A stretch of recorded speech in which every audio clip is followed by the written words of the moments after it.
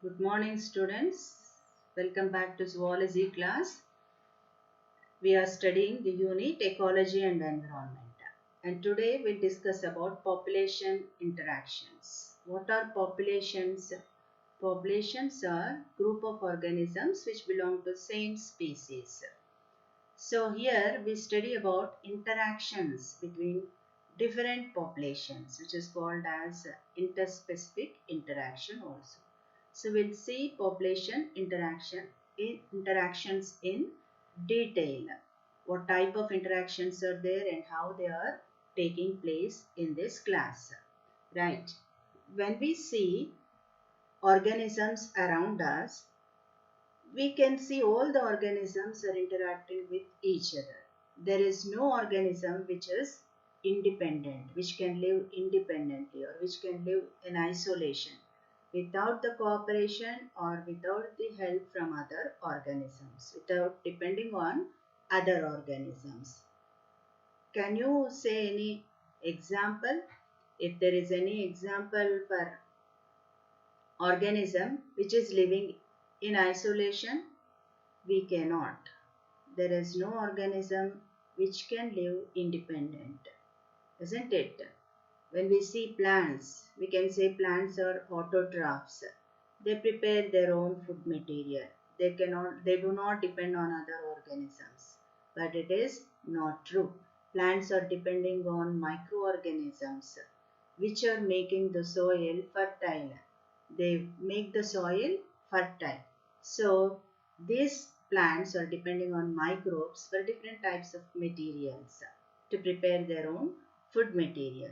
So without microbes, they cannot get nutrients from the soil. And without pollinators, that is insects and birds, plants cannot undergo fertilization. All of you know that. So there are interactions between different populations which is very important to make the biological community successful. So let us see that in population interactions. So our topic is population interactions. So when we observe nature, all the animals, plants and microbes, they cannot live in isolation, but they depend on each other, they interact with each other. And what do they make? They make the biological community. So for successful biological communities, interactions must be there. And we can see these interactions in different ways. The interspecific interactions can be seen in different ways in nature. Some interactions are harmful, some interactions are beneficial, and some interactions are neutral.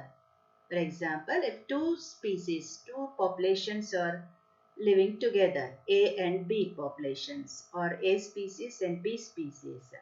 So when they interact, for A species, the interaction may be beneficial, then we assign plus sign.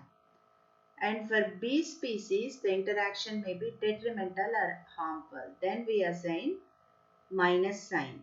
If 0 is there, that indicates that there is no effect on the organism. That means the interaction is neutral.